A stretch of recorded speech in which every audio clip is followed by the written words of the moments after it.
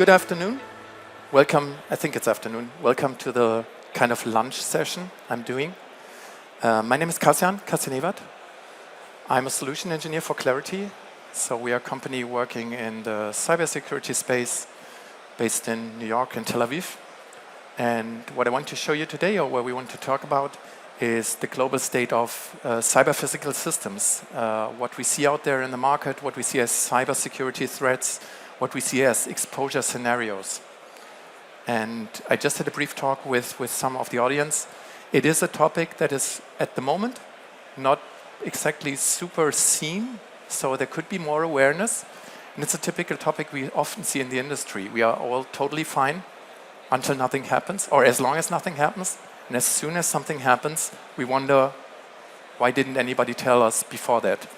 So basically, my role is here to tell you before what we see out there in the industry.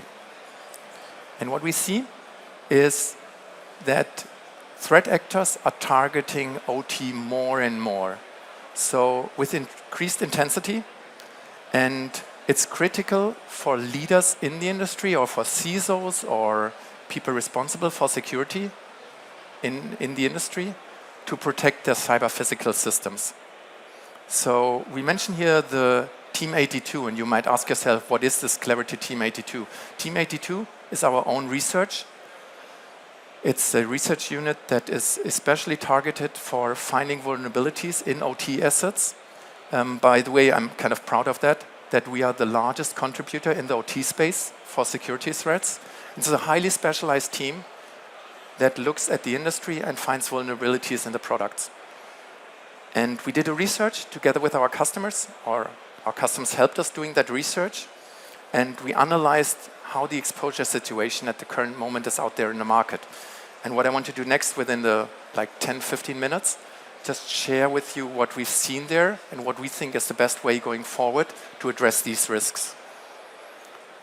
What did the analysis reveal? And you see some things up here and I see down there. There are multiple active exploits. And the important part here is the active exploits.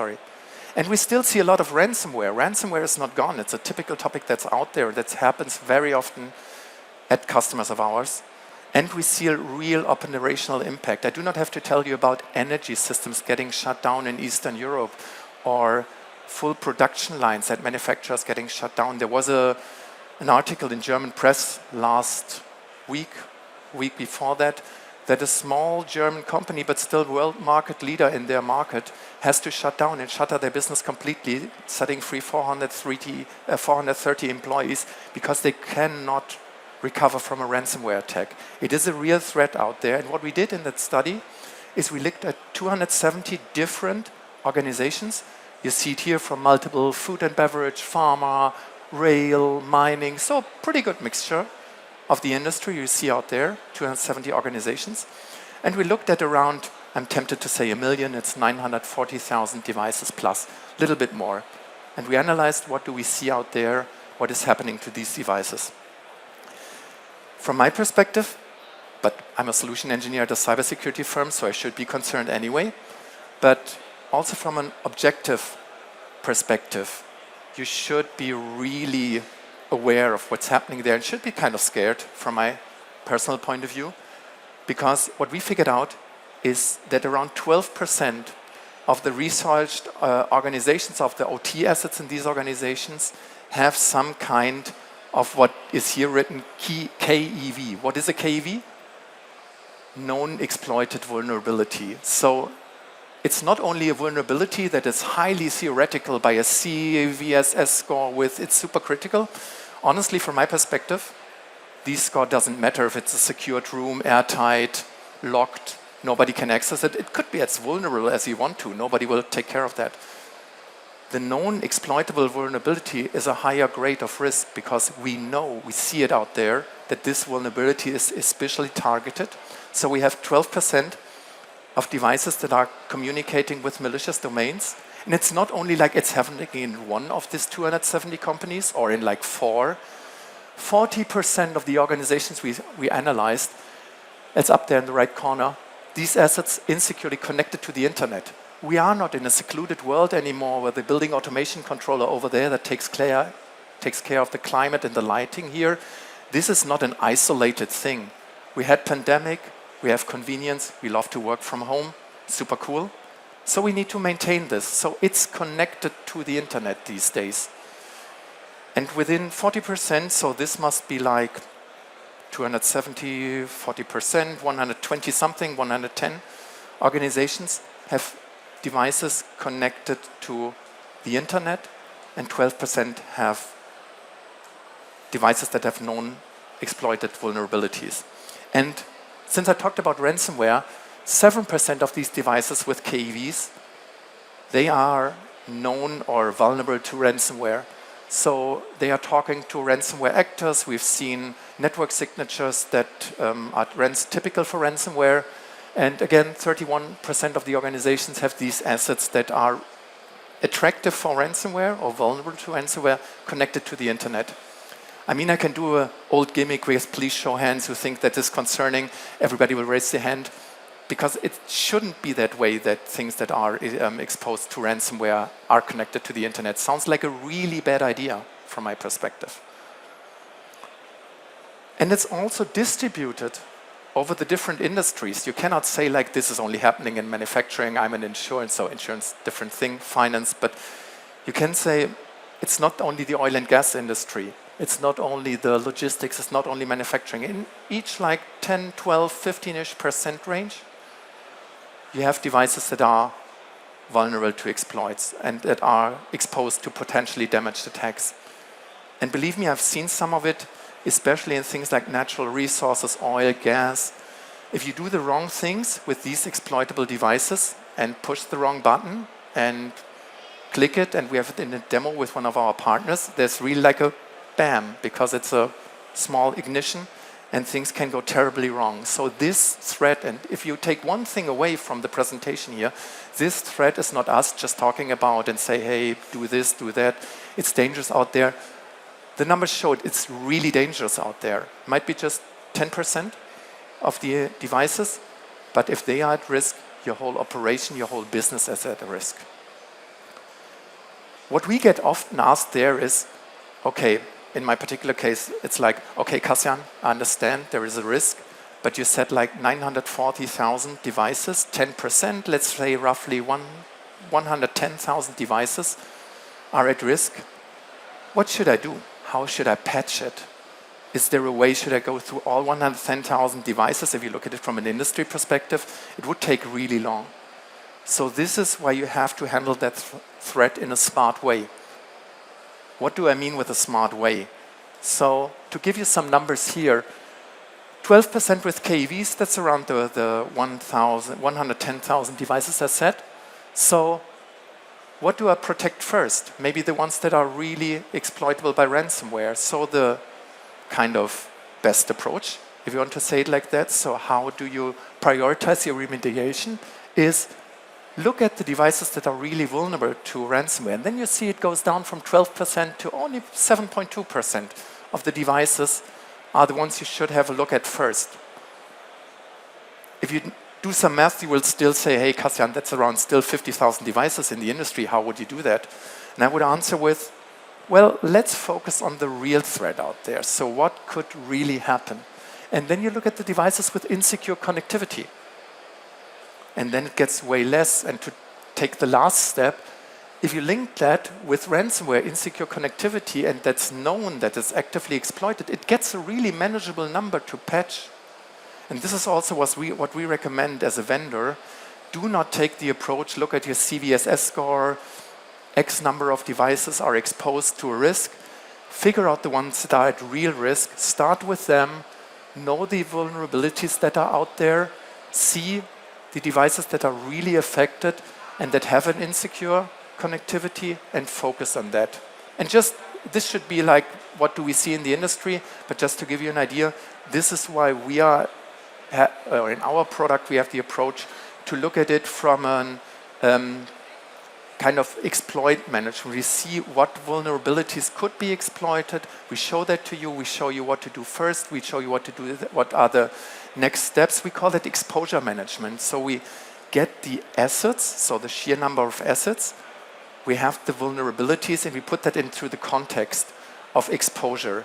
And this is how you know where to start first and what's your first step to remediate your risk and bring your risk down.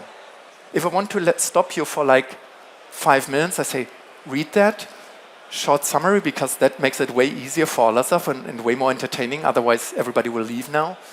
Grant Geyer, who is also here, who is our Chief Strategy Officer, what he basically said in that, and happy, come to me later and I show it to you again and you can read it in full length. What's in there is what I basically said, and the last sentence said it. We have a shift in the traditional vulnerability management. You have to approach it in a smart way, what you do with these devices and how you mitigate these risks. And this is a situation, to put it like that developed over the last few years when the devices get connected more and more to the outside, and you cannot rely on the fact that they are totally secluded from outside connectivity. To sum it up a little bit and to give you an idea what we see, what we recommend, and how we are acting as a company, and how we are working with our product to help you with that, it's basically these 4 simple steps you have here. And the other thing here is baselining. And a really important step is that you have a comprehensive asset inventory. So everything starts with you need to know what's in your environment. I'm talking to a lot of customers that are like, we want to start with that because we have no idea. Our Excel sheets do not work anymore. We do not know what we have in our environment. How should I know if the fire panel up there is vulnerable?